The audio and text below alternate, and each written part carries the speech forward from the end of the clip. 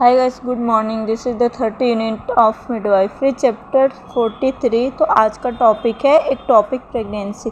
तो ectopic pregnancy होता क्या है, आइए इसके बारे में जान लेते हैं। तो सबसे पहले इसके डेफिनेशन को समझ लेते हैं। तो एक्टोपिक प्रेगनेंसी वो होता है जिससे कि वो जो एबनॉर्मल कंडीशन होता है कि जिसमें आपका फर्टिलाइज्ड जो ओवम होता है वो यूटेराइन कैविटी से बाहर अगर बॉडी के अन्य ऑर्गन्स से जैसे फेलोपियन ट्यूब्स हो गया, ओवरीज हो गया, उसमें जाके इम्प्लांट होके वहीं पे ग्रोथ करने लगे ना, तो वही इस कंडीशन को हम एक्टोपिक प्रेगनेंसी कहते हैं। ठीक है।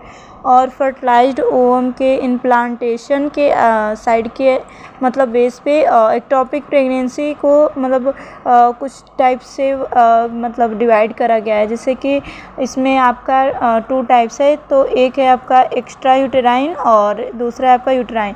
तो एक्स्ट्रा यूटेराइन के अंदर आपका आ जाता है ट्यूबल एक्टोपिक प्रेगनेंसी आ जाता है, और आपका एब्डोमिनल एक्टोपिक प्रेगनेंसी हो गया और ओवेरियन एक्टोपिक प्रेगनेंसी हो गया। ठीक है। और यूटेराइन में आपका ये सर्वाइकल कोरोनल आदि मतलब प्रकार की हो सकती हैं। ठीक है। और आपका एब्डोमिनल एक्टोपिक प्रेगनेंसी में आपका एम्पुला, इस्थमस, इंटरस्टाइनल और इन्फंडबुलम आएगा। और उसके बाद आपका इन्फंडबुलम में आपका आएगा, उसके बाद प्राइमरी और सेकेंडरी इन सब में आएगा। और आइए बात करते हैं हम ट्यूबल प्रेगनेंसी की। तो ट्यूबल प्रेगनेंसी के अंदर क्या क्या चीज़ें आती हैं तो उसके बारे में अब जान लेते हैं। तो ट्यूबल प्रेगनेंसी सबसे मतलब कॉमन टाइप का एक टॉपिक है, और जो कि 97% मामलों में मतलब केसेस में पाए जाते हैं। और ये 50 से 55% केसेस में भी फर्टिलाइज्ड ओवम वाले एम्पुला वाले भाग में मतलब इम्प्लांट होते हैं। ओके। कॉजेज़ की बात करें तो फेलोपियन ट्यूब में जो भी कॉन्जेनाइटल एबनॉर्मलिटीज़ है, जैसे कि आपका ट्यूब की जो गुहा है उसका मतलब होना, और ट्यूब का मुड़ा हुआ होना, और सेकंड आपका पीआईडी जैसे कि फेलोपियन ट्यूब और ओवरीज, यूट्रस, पेल्विक पेरिटोनाइटिस में इन्फेक्शन हो सकता है। ठीक है। आईयूसीडी का यूज़ जो अंतर्गर्भाशयी प्रेगनेंसी को रोकते हैं, और इन्हें ट्यूब को ओवेरियन को नहीं रोकते। और ट्यूबल एंडोमेट्रियोसिस हो सकता है, और थ्रोम्बोफाइलिस्टिक एक्टिविटी का भी मतलब जल्दी से स्टार्ट होना। और क्लिनिकल मैनिफेस्टेशन की बात करें तो एमिन्योरिया हो सकता है आपका, और एब्डोमिनल पेन होगा, और ब्रेस्ट चेंजेस होगा, नोजिया, वॉमिटिंग भी हो सकता है, और आपका मॉर्निंग सिकनेस होगा, और एब्डोमिनल वेजाइनल ब्लीडिंग होगा, पैलर होगा, और शॉक, हाइपरटेंशन और ट्रैकिकार्डिया होगा, और एब्डोमिनल एग्जामिनेशन में आपका टेंडरनेस फील कर सकते हैं। कलेनशाइन की बात करें तो इसका रप्चर ट्यूबल प्रेगनेंसी के टाइम ड्यूरेशन के टाइम अम्बिलाइकल के चारों ओर का जो एरिया है वो डार्क ब्लू कलर का हो जाता है। इसके डायग्नोसिस की बात करें तो ट्रांसवेजाइनल सोनोग्राफी होगा, और कॉन्डेंटेसिव होगा। एचसीजी जो लेवल है उसका ऑब्जर्वेशन करेंगे, और आप लेप्रोस्कोपी और लेप्रोटॉमी करेंगे इसका। और मैनेजमेंट की बात करें तो इसमें ट्यूबल प्रेगनेंसी के मतलब मैनेजमेंट को मतलब 2 पार्ट में डिवाइड करा गया है। तो एक तो अनरप्चर्ड ट्यूबल प्रेगनेंसी हो जाएगा, और एक रप्चर्ड ट्यूबल प्रेगनेंसी हो जाएगा। तो आइए जान लेते हैं कि अनरप्चर्ड ट्यूबल प्रेगनेंसी क्या होता है। तो आपका ये कंजर्वेटिव मैनेजमेंट किया जाता है इसमें, और जिससे कि फलस्वरूप जो भी फीमेल है तो उसके फ्यूचर में नॉर्मल प्रेगनेंसी होने की जो कंडीशन है वो बनी रहती है, और ये मेडिकल या सर्जिकल टाइप का हो सकता है। ठीक है। और मेडिकल में आपका कौन कौन सा होता है, तो मेथोट्रेक्सेट होता है, प्रोस्टाग्लैंडिन्स होता है, पोटेशियम क्लोराइड होता है। और सर्जिकल ट्रीटमेंट की बात करें तो साल्पिंगोक्टोमी हो सकता है। तो साल्पिंगोक्टोमी क्या होता है, तो इस मतलब जो ये सर्जिकल जो भी प्रक्रिया है तो उसमें फेलोपियन ट्यूब जो होता है तो उसको मतलब हटा दिया जाता है। और सेकंड बी की बात करें तो रप्चर ट्यूबल प्रेगनेंसी क्या होता है, इसके बारे में जान लेते हैं। तो इस कंडीशन में क्या होता है कि एंटी शॉक जो होता है ट्रीटमेंट, और साल्पिंगोक्टोमी की जो तैयारियां शुरू कर दी जाती है। ठीक है। सेकंड ये कि पेशेंट को आईवी द्वारा आरएल स्टार्ट कर दिया जाता है, और जो पेशेंट हैं तो उसको आप क्रॉस मैच ब्लड जो होता है तो उसको ब्लड ट्रांसफ्यूजन मतलब कर सकते हैं उसका, ठीक है। और लेप्रोक्टोमी और साल्पिंगोक्टोमी होता है, जैसे कि जिसमें कि जो इफेक्टेड एरिया है आपका फेलोपियन ट्यूब को मतलब सर्जरी के द्वारा मतलब बाहर उसको निकाल दिया जाता है। और यदि अगर जो इफेक्टेड एरिया है तो उसकी तरफ का जो भी ओवरीज है उसको डैमेज होता है तो उसे ओफियोरेक्टोमी किया जाता है, ठीक है। और इसके नर्सिंग मैनेजमेंट की बात करें तो जो फीमेल है तो उसके वाइटल्स को चेक करना चाहिए, ठीक है। और जो भी फीमेल की नॉर्मल कंडीशन है तो उसको हम एसेस करते हैं। और जो फीमेल हैं तो उसमें जो भी मौजूद क्लिनिकल मैनिफेस्टेशन है तो उसे जैसे कि एब्डोमिनल पेन हो गया, और आपका यूनिमार्क से मतलब ब्लड का सिक्रेशन होगा, और पैलर हो सकता है यानी कि पीलापन हो सकता है पेशेंट को। और जो भी मतलब गंभीरता और ड्यूरेशन को एक्सेस करना चाहिए, ठीक है। और जो फीमेल है तो उसमें जो शॉक हैं तो उसके सिम्टम्स जैसे कि आपका हाइपरटेंशन हो गया और ट्रेकिकार्डिया हो गया आपको, तो ठंडे हाथ पैर आदि मतलब जो भी हैं तो उसकी मतलब जो प्रेजेंट अगर वो है तो उसको एसेस करना है। और अगर फीमेल को मतलब पेशेंट के यानी कि डॉक्टर के काउंसलिंग से ही मतलब आईवी द्वारा रिंगर इलेक्ट्रिक स्टार्ट कर देनी है।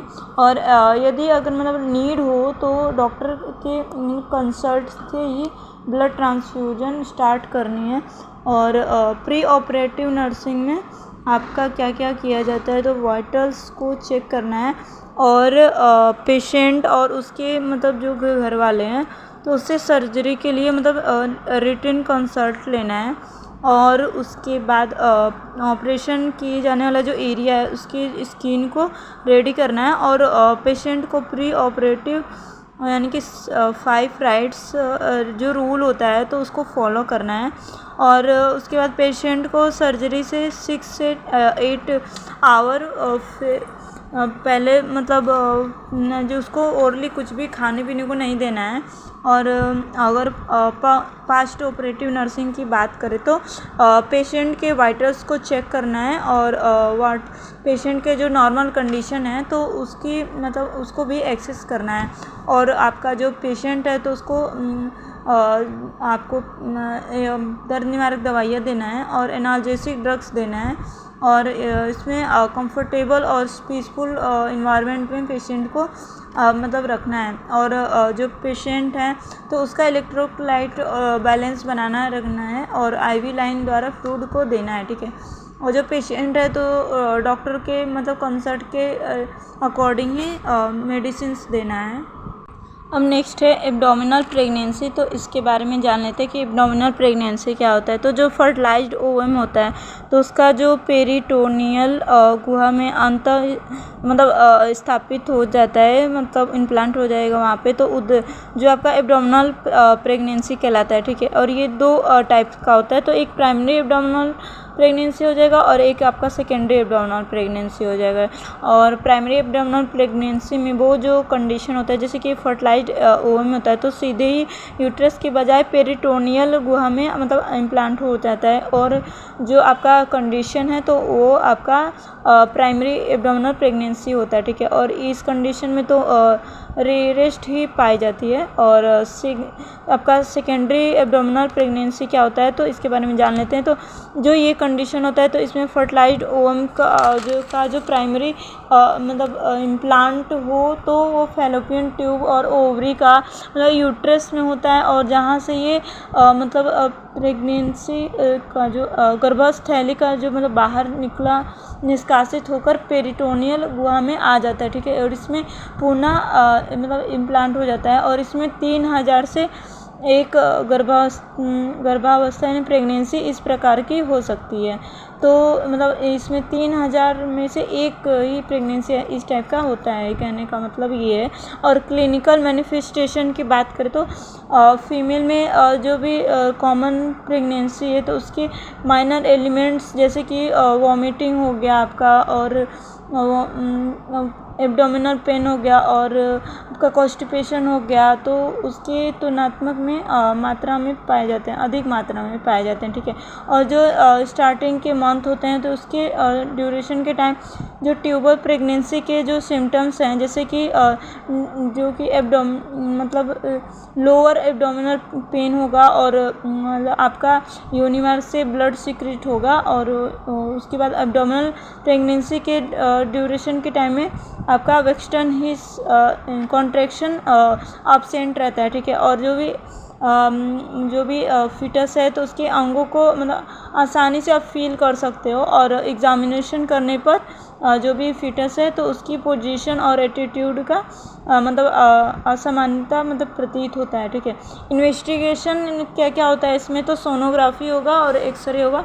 और मैनेजमेंट की बात करें तो एब्डोमिनल प्रेगनेंसी का जो डायग्नोस्टिक होता है सुनिश्चित हो जाने पर आपका अर्जेंट लेप्रोस्कोपी के सहारे से मतलब संपूर्ण जो भी गैस्ट्रेशनल शेक होता है, जो कि गर्भस्थ शिशु प्लेसेंटा और झिल्लियाँ मेम्ब्रेन होती हैं, तो उसको तुरंत वो बाहर निकाल देना चाहिए। और इसके बाद जो सीरम BHCG मतलब लेबर की जो मॉनिटरिंग है तो उसको अल्ट्रासाउंड के द्वारा मतलब बाहर प्लेसेंटा की जो गतिविधि होती है उसको एसेस करना रहना चाहिए, ठीक है। और आपको सामान्यतः तो एस्टेपिक ऑटोलाइसिस के द्वारा मतलब इसको प्लेसेंटा को बाहर मतलब कंप्लीट ऑब्जर्वेशन लसिका वाहिकाओं और आपका पेरिटोनियम के द्वारा मतलब हो जाता है।